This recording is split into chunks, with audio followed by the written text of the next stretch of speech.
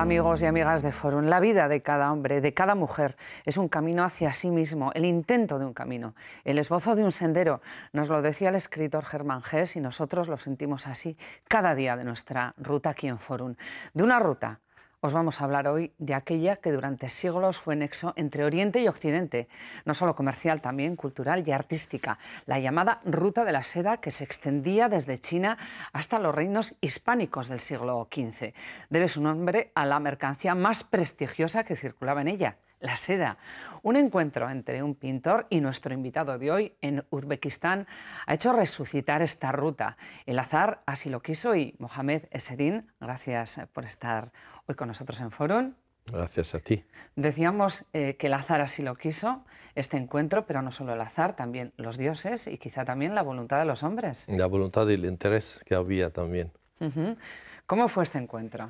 Pues yo había estado varias veces en Uzbekistán, en la Ruta de la Seda, y cuando se derrumbó la Unión Soviética, la ex Unión Soviética, yo tenía interés en ir a ver cómo estaba aquella región apasionante. Entonces he ido a visitar al Museo Nacional de Arqueología y de Bellas Artes, estaba cerrado.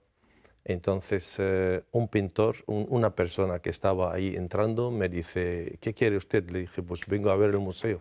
Me dijo que estaba cerrado el museo, pero que él era el pintor encargado por el gobierno uzbeco para restaurar el museo y restaurar los cuadros del museo, que él me invitaba a conocer el museo. Entonces entré con él y este fue el primer contacto.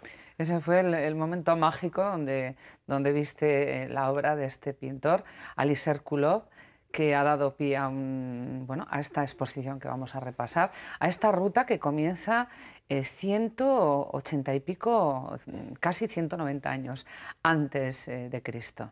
¿Por qué este interés? Tú que organizas estos viajes tan maravillosos por estos lugares, muchos perdidos, ¿no? No, primero yo de niño he heredado de mi abuelo esta pasión por la Ruta de la Seda, porque mi abuelo ha hecho la Ruta de la Seda 2 veces y yo de pequeño, viniendo del colegio, estaba siempre interno en el colegio americano en Líbano, y cuando iba a la finca, a la casa de mi abuelo, él me contaba leyendas sobre la Ruta de la Seda. Entonces quedé toda mi vida girando, pensando en que yo debo hacer esta ruta. Y tenía un sueño yo siempre de hacer resucitar de alguna forma esta Ruta de la Seda. Entonces, o a través de los viajes y posteriormente, después de los viajes, a través de un sueño que tenía, es hacer una colección de obras de arte, de pintura, que me puede hacer algún pintor, que reflejan paisajes, historia, mito de esta leyenda de la Ruta de la Seda. Entonces apareció en tu vida Ali Serkulov. El milagro que llamo yo. Sí. El milagro. Y bueno, han sido 10 años de colaboración. Yo le pedí a ver si era posible, que yo tenía un sueño que quería hacer, a ver si él me podía ayudar. Y le conté de qué se trata y me dijo, esto es imposible, tú no puedes pintar, yo no conozco bien la Ruta de la Seda, no sé lo que tú quieres en tu mente, ¿cómo vamos a poder conexionar coordinar, para que yo pueda pintar lo que tú dibujas en tu pensamiento, ¿no? Y ahí fue, la verdad, la tarea ardua de 12 años para hacer los cuadros. Bueno, estos cuadros han estado expuestos también en Bilbao, pero no han estado a la venta. No son, ¿Cuál va a ser el destino, el proyecto para estos cuadros? Los cuadros son 27 cuadros, son propiedad mía, privada, y entonces aparte quise que primero la exposición se celebra en Bilbao. Estamos en Bilbao, en Euskadi. En la Galería Acros, además. En la Galería Acros de Bilbao. Por cierto, solo así una observación, fue la exposición más visitada en España en los últimos 20 años, según todas las estadísticas. En 7 días fue visitada por más de 5.000 personas. No están a la venta porque a partir ya de este mes que viene vamos a cederlas a diferentes entidades culturales para exponerlas y posiblemente también a la UNESCO para que circule la exposición cultural por toda Europa. Y la gente se aproxime a esta ruta mágica. Vamos a entrar, si te parece, en el contenido, en el contenido de la exposición. Hay que entender, además, que cada cuadro está ligado a los demás porque son un todo, es, como decías antes, una historia completa, ¿no? El primer cuadro se inicia en Xi'an, en la ciudad china de Xi'an, donde partían las caravanas, y acaba en la corte de Abderrahmán III en Córdoba. Y entre estas dos ciudades que transcurría la ruta de la seda, los cuadros, la historia está ensamblada punto a punto, cuadro a cuadro en esta ruta. Bueno, vamos a hablar de ese cuadro que refleja la vida en Córdoba, porque bueno, pues un punto de referencia importante, como decíamos al principio, digamos el extremo final, ¿no?, de la ruta. El extremo era Córdoba. Córdoba era la segunda ciudad más importante de la ruta de la seda, después de Bagdad y Damasco. Era la capital, por supuesto, de toda Andalucía, era el recipiente donde llegaba toda la sabiduría, toda la cultura oriental, transcurría por la ruta de la seda y todo llegaba hasta Córdoba. Por lo tanto, a Abderrahmán III le debemos muchísimo, porque no había un cuadro, no había una pintura, no había un libro que se escribía en Oriente que él no pedía que sea copiado para ser depositado en las bibliotecas de Córdoba, teniendo en consideración, que en la época de Abderrahmán III ha habido más de 300 bibliotecas públicas en Córdoba. Impresionante. Sí. 300 bibliotecas públicas. Sí, sí. Bueno, hay varios cuadros dedicados a Medina Zahara, y desde allí también llegamos a otro cuadro, a otro lugar impresionante, el Cairo, que era parada obligada de las caravanas. Sí, el Cairo era una parada, aunque un poco tardía, quiero decir a partir del siglo X, porque el Cairo fue fundado en el siglo X. Entonces, a partir del siglo X, la capital intermedia entre lo que es el corazón del imperio, que era Damasco, y Córdoba, era la ciudad del Cairo. Todas las caravanas a la fuerza tenían que pasar por ahí. Tú, que has organizado tantos viajes y has estado tantas veces en el Cairo, ¿cómo ves este Cairo de hoy en día con el que existía entonces? Por gracia, y de verdad que ha sido un milagro, la calle de las caravanas, que se llama Al-Mu'izz, que en el Cairo hace solo un año fue restaurada, una calle de 2,5 kilómetros de longitud, donde están todos los caravansarais, las madrasas, los hospitales de la época, las mezquitas, los lugares de los sufís de meditación han sido restaurados. Esta calle es posiblemente la calle más hermosa de todo Oriente Medio. Y nosotros, de hecho, en todos los viajes que hacemos a Egipto, llevamos a nuestros visitantes a ver esta calle. Y uno puede decir que estoy en la época de las caravanas. Bueno, ya sabemos otro lugar que hay que visitar y que fue parte importante de la ruta de la seda. Llegamos a Damasco y los damasquinados, una forma de trabajar que ha llegado hasta nuestros días. ¿Qué nos puedes contar de esto? Damasco, lamentablemente, no hay mucho de la época de la ruta de la seda en cuanto se refiere a edificación. ¿Por qué? Porque fue destruida por los mongoles 2 veces. Fue quemada la ciudad de Damasco, al igual que Alepo, que Bagdad. Pero lo que es la artesanía, lo que es el espíritu de la ruta de la seda, se conserva hoy día en todos los mercados de Damasco. Y aparte de esto, Damasco fue en realidad el impulso, fue el gobierno que más ha apostado por hacer la ruta de la seda en la época de los umayas. Entonces estoy hablando ya del siglo VII, VIII, IX. Entonces son los que han abierto la ruta de la seda desde Damasco hasta el Asia Central y prácticamente hasta China. Allí circulaban estas maderas casi desaparecidas, maderas de cedro y olivo, traídas del Líbano. ¿Qué tiempos aquellos? Porque ahora conseguir estas maderas de tu tierra, además, Mohamed. El olivo todavía se puede conseguir, pero aunque está también prohibido cortarlo, pero madera de cedro lamentablemente ya no queda, por lo menos los cedros que hay, que los visitantes que van al Líbano visitan los árboles de cedro. Por cierto, visitan el árbol más viejo del mundo, el cedro más viejo del mundo, y el árbol más viejo del mundo, 6.500 años de edad tiene, demostrado por una delegación, por una comisión científica japonesa que ha estado 6 meses estudiando las maderas de los cedros. Y hoy día se puede decir que este es el cedro más antiguo del universo, 6.500 años. Entonces, en la época de la ruta de la seda, toda la madera de cedro y de cerezo también, de cerezo, de ébano, todo era traído de cedro, todo era traído del Líbano. Como para ir acabando con estas maravillas, ¿no?, que Hay que pensar un poco en el futuro del planeta, no solamente en los, bueno, ahora en los árboles, también en los animales, ¿no? También, por Estas supuesto. cacerías que se hacen por ahí de animales en extinción, ¿no? Bueno, en realidad, una reflexión, ¿no? no, en realidad ya no, y no está autorizada. La caza en todos los países de Oriente Medio está prácticamente prohibida.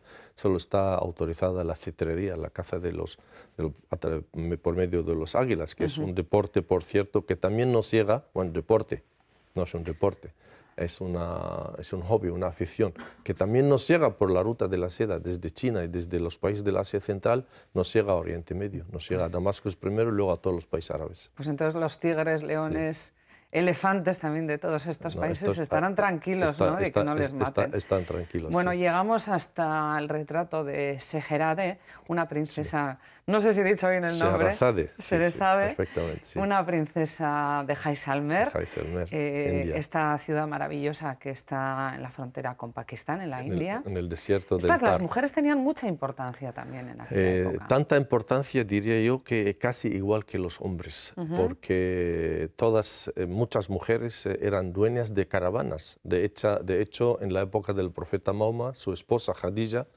era la propietaria de la caravana más importante, tenía más de 4.000 camellos y una de las caravanas de la ruta de la seda más importante era propiedad de la esposa del profeta Mahoma. Y todas estas mujeres, sobre todo Scheherazade, Scheherazade es un mito. Quizás hablamos de otra mujer más importante que Scheherazade, que es Zubaida. Zubaida fue también tenemos el retrato de ella. Sí, Zubaida fue la esposa del más grandioso califa de los musulmanes. Ahí la tenemos en el cuadro, su imagen. Fue una mujer noble, fue escritora, fue posiblemente la novela está escrita por ella, posiblemente. Scheherazade es la leyenda, es el personaje que es la leyenda, ¿no? Pero ella es una mujer que existió, era la esposa del califa Harun al-Rashid, que era el califa de la dinastía de los abasidas más grandioso. En su época llegó Bagdad a ser la ciudad más próspera del planeta, más rica, más próspera, más justa. Y es el que en su época, por cierto, la ruta de la seda se extendió desde Xi'an hasta Córdoba, con cada 50 o 60 kilómetros un caravansaray. ¿Tenían estas mujeres poder directo? Quiero decir, no poder en el sentido de la influencia del hombre y influir en el hombre para tener así poder indirecto, sino ¿tenían estas mujeres poder directo de ejecución? Yo diría que sí, porque aunque en la época ya musulmana, vamos a decir, disminuye el papel político de la mujer, pero el papel en la sociedad era muy importante. De hecho, otra de las esposas del profeta Mahoma, que se llama Aisha, dirigió el ejército. Impresionante. Era generala, se montó en un camello y dirigió el ejército, un ejército de 12.000 soldados. Y ella era la jefa del ejército, ¿no? La generala. Estamos hablando de hijas del profeta y hijas de otros califas. Eran poetas, eran gente muy, muy, muy importante en la sociedad cultural, ¿no? ¿no? Y en la historia de la mujer árabe tenemos muchas reinas, varias reinas tenemos. Tenemos la reina Zenobia, que es la reina famosa de Palmira, que luchó contra Roma. También esta era una mujer árabe. Tenemos la reina de descrita en ese maravilloso libro de San Pedro, la vieja sirena. La vieja sirena. Tenemos luego otra reina que era importantísima, la reina de Saba, la reina Balkis. Esta es una mujer árabe, de la sociedad árabe, yemenita. Cualquiera ahora que ve la sociedad yemenita ahora dirá, ¿cómo no es posible que haya una mujer ha ido a visitar al rey Salomón en el año 998 antes de Cristo? Una mujer árabe del desierto. Claro que tenían papel importante. Bueno, vamos a seguir con la ruta y con los cuadros. Las caravanas y el comercio de alfombras, algo que se ha mantenido a lo largo de estos siglos hasta ahora. No solo tenemos que hablar de las alfombras solo. Las caravanas llevaban muchas mercancías. Llevaban desde los mismos mercaderes de Oriente Medio o de Occidente, llevaban muchos bienes hacia China y luego ellos traían. De hecho, el perfume fue introducido a China por los mercaderes, el aceite de oliva, el algarrobo, la salsa de algarrobo. Los pistachos, los frutos secos, las especias, la pimienta, todo era introducido, traído de África, introducido a China por la ruta de la seda. Y luego los mercaderes, las caravanas de China, no solo nos traían seda, Seda es la ruta de la seda, porque quizás posiblemente al principio se empieza a traer la seda, pero nos han traído muchísimas cosas. Nos han traído la seda, nos ha traído el marfil, nos han traído la madera famosa de palo rosa, nos han traído alfombras persas y alfombras chinas, por supuesto. Nos han traído muchas cosas desde China que no tenían nada que ver con la porcelana china, el cobre, el alabastro, el jade. Los comerciantes eran quienes se encargaban de traer todas estas maravillas, pero por esta ruta también circulaban otros personajes no tan nobles, vamos a decir, porque también había pícaros, había ladrones, también había músicos. ¿Quiénes aderezaban? ¿Qué personajes aderezaban? Que también están presentes, por cierto, en los cuadros. Si yo te digo, por ejemplo, que una caravana podía llegar a tener 6.000 camellos, y una caravana, podían movilizarse con una caravana 10.000 personas, es importante. Herreros, carpinteros. De todo, cocineros, herreros, maestros, profesores, médicos, astrónomos para dirigir la caravana por las noches, guiando por las estrellas, agüeros, los que repartían agua y repartían comida. Y luego, por supuesto, se metían con la caravana. Ladrones era difícil, porque la caravana, tú para ir con la caravana tenías que pedir permiso, tenías que ir al caravansaray, donde estaba la oficina de la caravana, y tenías que pedir permiso, pagar unos derechos, porque ellos tenían que darte manutención, llevarte, era la agencia de viajes, yo llamo siempre, era Biblos Tours en aquella época, ¿no? Entonces, era contratar el viaje. Si tú querías ir de Córdoba a Damasco... Bueno, pero también había pícaros. Pícaros más se unían a la caravana por el camino, porque una vez que iniciada la caravana era muy difícil controlar al personal. Ahí tenemos imágenes de ese cuadro fantástico. Este cuadro es maravilloso porque esto lo dediqué al jefe de la caravana. El jefe de la caravana era un personaje, el mismo califa, el esposo de la famosa reina Zubaida, Harun Rashid de Bagdad, dijo a un ministro, a un jefe de caravana le pago el doble de sueldo que a un ministro mío, un visir, porque el jefe de la caravana era un hombre, un talento, era un hombre inteligente, era un astrónomo, conocía la astronomía, los cielos, porque tenía que dirigir, era experto en artes marciales, en guerra, porque tenía que defender, dirigía 2.000, 3.000 soldados, tenía que luchar contra los bandidos. Un lugar importante es el desierto de Gobi, donde comenzaba la famosa muralla china, ahora desaparecida porque solo quedan los restos ya ligados más a la zona de Pekín, pero este lugar también está reflejado en la exposición. Durante la dinastía Tang, estoy hablando del siglo VI hasta el siglo IX, prácticamente el final del siglo IX, reinaba la dinastía Tang. Estableció la frontera china al borde, al extremo, que estamos viendo ahora una fortaleza que se llama Jiayuguan, que es la fortaleza invencible bajo el cielo, le llamaron los chinos de la dinastía Tang.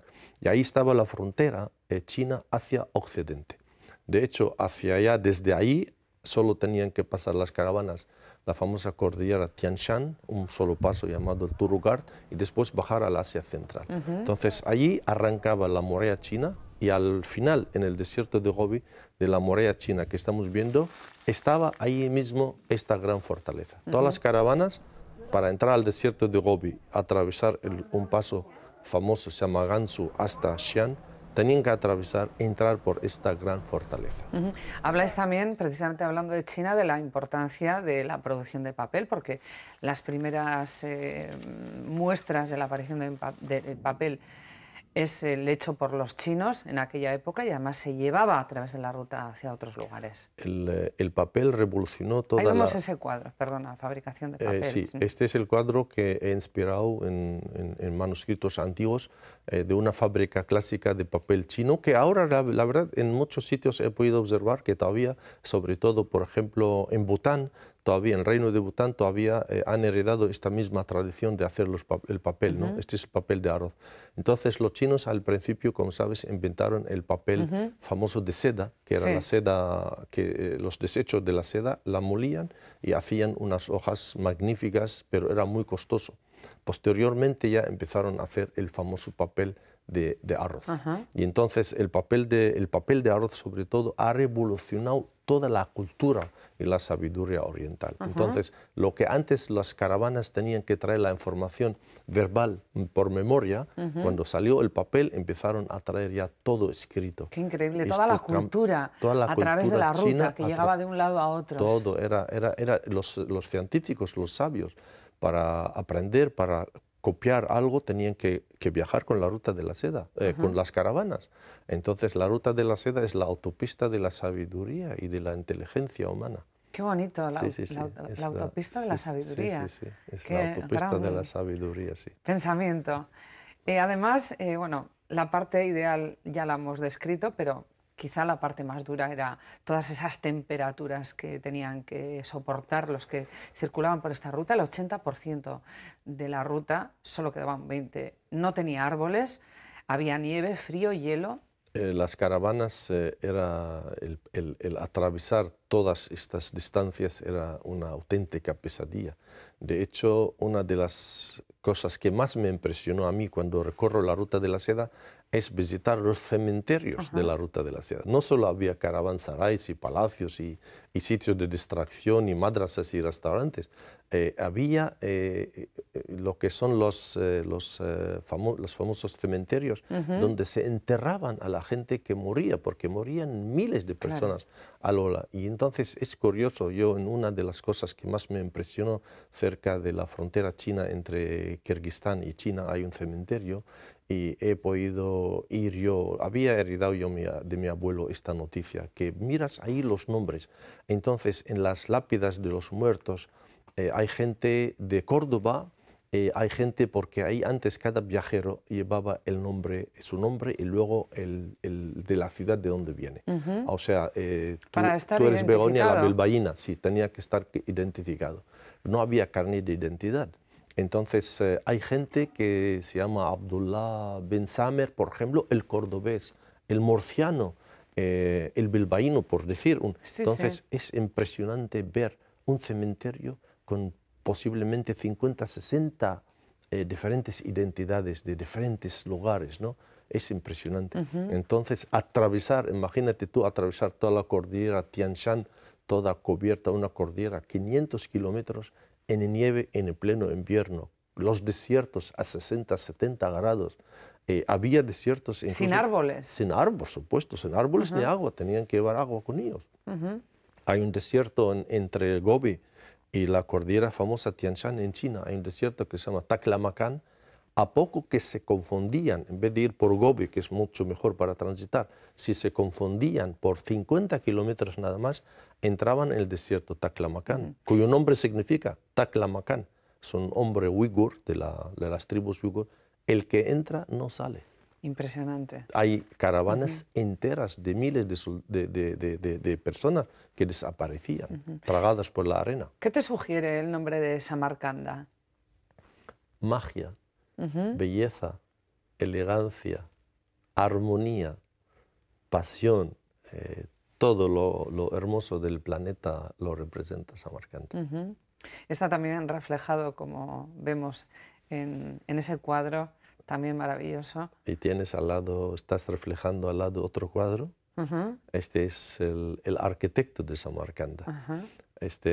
Ulugh Bey, que a la vez emir, es el que diseñó, era astrónomo, y cuando estaba en una plaza de arena mirando al cielo, de repente empezó a dibujar las estrellas que él localizó y dio nombres. Empezó a dibujar su palacio en el cielo. Entonces todas las cúpulas de Samarcanda, de los palacios de Samarcanda, se reflejan en el cielo por las estrellas. También fue la ruta una posibilidad de divulgar las religiones. De hecho, el budismo se extendió gracias a la ruta de la seda. Y también esto dio ideas a los misioneros, ¿no? También, y los nestorianos también, y la religión ortodoxa también, y la religión musulmana. Primero vamos a hablar de la religión musulmana. La religión musulmana entra a China. Hoy día hay en China más de 120 millones de musulmanes. Todos se convierten por la ruta de la seda. Y ni siquiera por misioneros, porque en la religión musulmana no existen los misioneros. El budismo, por un solo monje que era confuciano, va desde Xi'an hasta la India, pero coge la ruta de la seda y él cuando vuelve trae el budismo. Y de hecho a lo largo de la ruta de la seda están unos de los monumentos más hermosos que hay del budismo en toda Asia, sobre todo las famosas cuevas de Mogao. ¿Por qué entra en declive la ruta? Quizá por los precios, por las otras opciones. La ruta sufre un revés tremendo por los mongoles, por la invasión de los mongoles. Cuando las tropas de Genghis Khan en el siglo XIII empiezan a invadir toda la zona del Asia Central y China, lógicamente las caravanas se interrumpen porque el ejército mongol primero asaltó las ciudades y los caravansarais que había por el camino y destruía los pozos de agua y asaltaba las caravanas. Por lo tanto, durante 90 años era imposible poder transitar y estaba dominando todo Oriente Medio el ejército mongol. La ciudad de Petra, por ejemplo, desaparecida, esa maravilla de la humanidad que tenemos, también perdió la vida por la desaparición.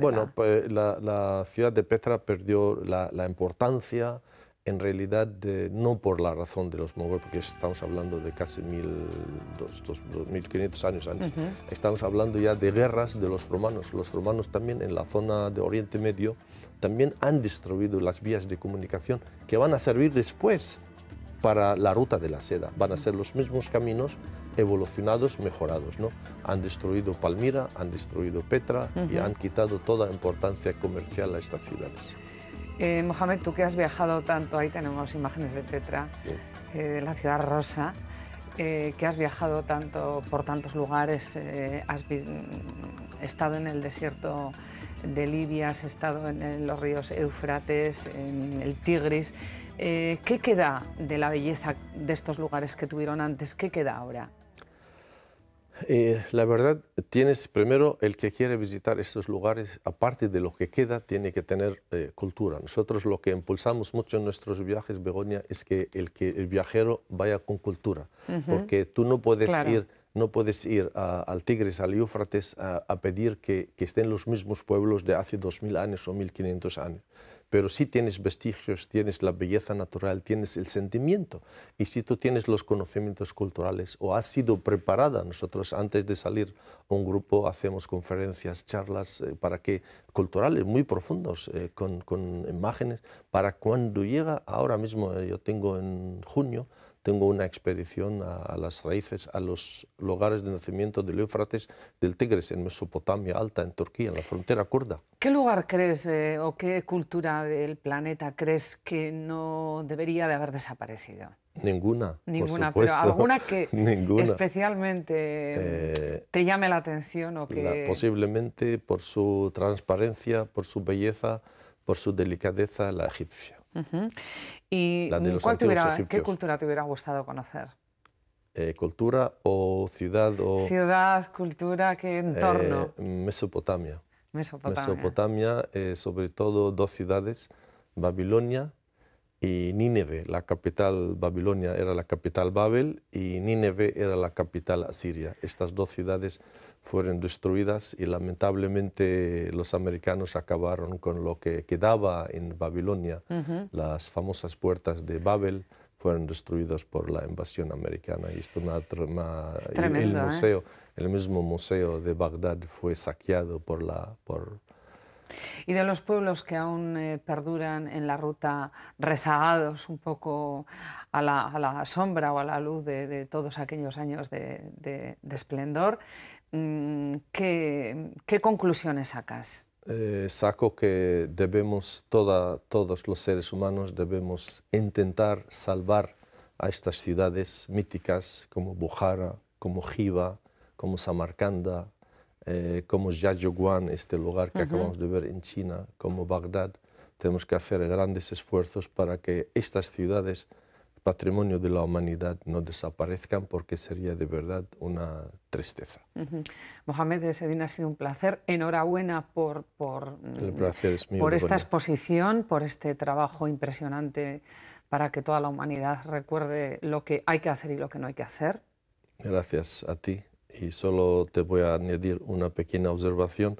Vamos a empezar dentro de muy poco una campaña internacional para buscar uno de los tesoros de la humanidad más importantes, que es el tesoro del rey Nimrud de Nínive, de Asiria. Este tesoro, cuando entraron los americanos, desapareció, y este tesoro es tan hermoso, tan maravilloso como el tesoro de Tutankamón. Entonces, ahora en el mundo mucha gente está preguntando dónde está el tesoro de Nimrud que estaba en el Museo de Bagdad. Hay noticias de que el gobierno de Irak lo ha recuperado, pero no hay mucha certeza porque se cree que muchas piezas han sido vendidas a particulares en Estados Unidos. Estaremos al tanto, estaremos pendientes. Se Seguro. nos pone un poco la piel de gallina con todo esto que nos estás contando. Es que ricasco. No, es que ricasco a ti. Bueno, y nosotros Gracias. ya nos vamos despidiendo de este fórum. Habrá más, por supuesto. Es que ricasco.